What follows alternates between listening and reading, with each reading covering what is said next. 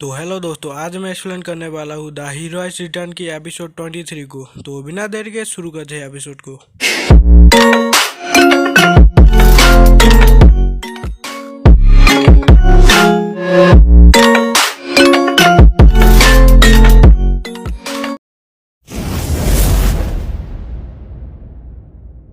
तो एपिसोड की स्टार्टिंग में हमें बताया जाता है हर 100 सालों में एक हीरो को कॉन्स्ट्रक्टेड बेस रैंडमली चुना जाता है। उसके बाद हमें एक जगह का सीन दिखाया जाता है जहाँ पर बहुत सारे लोग काम कर रहे होते हैं। वहीं पर ही हमें एक लड़की को दिखाया जाता है जो कि काम करते करते मर जाती है, और जब वो अपनी आंखें खोलती है तो वो अपने आप को एक दूसरे ही वर्ल्ड में पाती है जहाँ पर उसके सामने एक रोबोट होता है, और वो रोबोट उस लड़की को हीरो बोलकर बुला रहा होता है। उसके बाद हमें फिर से बताया जाता है कि कुछ ही हीरोज होते हैं जो कि डीमन किंग को हरा पाते हैं, और वो लोग अपने दुनिया को बदल देते हैं जिसकी वजह से वो वहाँ के लीड कैरेक्टर बन जाते हैं। और कुछ लोग ऐसे भी है जो कि साइंटिफिकली बहुत आगे चले जाते हैं और फिर वो मानव जाति के विकास में हमारे साथ रहते हैं, ऐसा मुझे लगता है। और ये सब कुछ ली संग जिन सभी हीरोज को बता रहा होता है। उसके बाद हीरो ऑफ वैम्पायर ली संग जिन से बोलता है तुम्हारे कहने का मतलब है कोरिया के बाहर भी हीरोज हो सकते हैं। उसके बाद हाना बोलती है ऐसा हो सकता है अगर हम सभी मिथ और लोगों के अफवाह पर ध्यान दें तो ऐसा हो सकता है। आयरन आर्म हीरो बोलता है ऐसा हो ही नहीं सकता,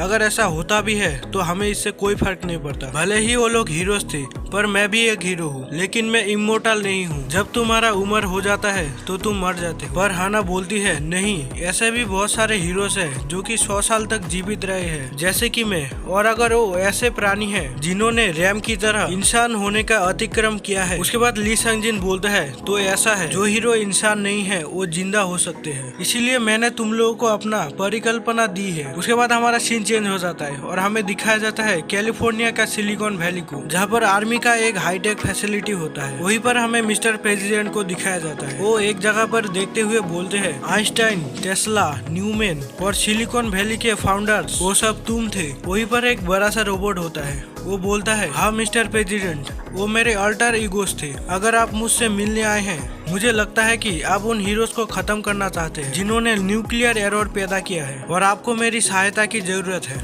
उसके बाद मिस्टर प्रेसिडेंट बोलते हैं सबसे पहले मैंने जब तुम्हें बाहर निकाला तो मुझे थोड़ा संदेह हुआ, लेकिन आपके द्वारा लाया गया सभी इनोवेशंस पर मैं एक बार फिर से सोच रहा था क्या ये वास्तव में पॉसिबल हो सकता है। और तभी वो रोबोट अपना एक पैर को आगे बढ़ाता है जिसे देखकर प्रेसिडेंट थोड़ा डर जाते हैं, और प्रेसिडेंट के बॉडीगार्ड अपने पास से गन निकालने लगते हैं। पर वो रोबोट उनके सामने झुकते हुए बोलता है इससे पहले का प्रेसिडेंट मेरे जैसे नॉन ह्यूमन पर भरोसा नहीं करना चाहते थे। उन्होंने मानव जाति को अपने क्षमताओं के आधार पर दुनिया को बदलने की कामना की, और मैं भी उनके इस डिसीजन पर सहमत था। लेकिन जैसे कि आपने मेरी मदद मांगी है मैं आपको निराश नहीं करूंगा। उसके बाद मिस्टर प्रेसिडेंट बोलते हैं क्या मैं पूछ सकता हूँ आखिर क्यों। उसके बाद वो बोलता है क्योंकि आप इस नेशन को बचाना चाहते हैं, और क्योंकि आप कोरिया के हीरो से अलग है, और क्योंकि इस नेशन ने मुझे गले लगाया, और यही एक कारण है जिसका मुझे जरूरत था। और यहीं पर हमें बताया जाता है कि यही असल में हीरो ऑफ रिफॉर्मेशन है। उसके बाद हमारा सीन वेटिकन स्टेट के बेसमेंट की तरफ मुड़ जाता है जहाँ पर एक बहुत ज्यादा गर्म लिक्विड से किसी चीज को निकाला जा रहा था। वहीं पर हमें कुछ लोगों को दिखाया जाता है जिनमें से एक आदमी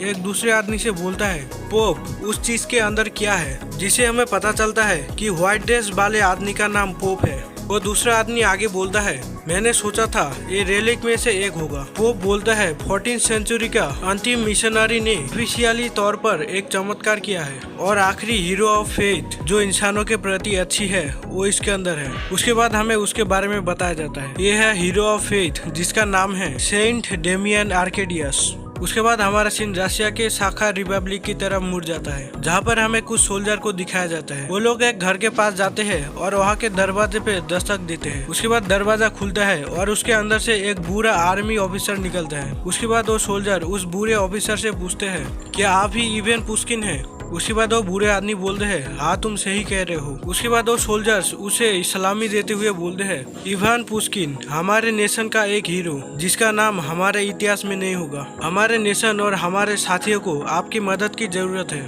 उसके बाद हमें उस बुरे ऑफिसर के बारे में बताया जाता है ये है हीरो ऑफ ग्लेजिएशन इवेन पुस्किन। और यहीं पर ही हमारे एपिसोड 23 का एंड हो जाता है। तो वीडियो अच्छा लगे तो लाइक कर देना, शेयर कर देना, चैनल पे नया तो सब्सक्राइब कर देना, साथ ही साथ बेल नोटिफिकेशन को भी ऑल पे सेट कर लेना। तो मिलूंगा इसके नेक्स्ट एपिसोड के साथ।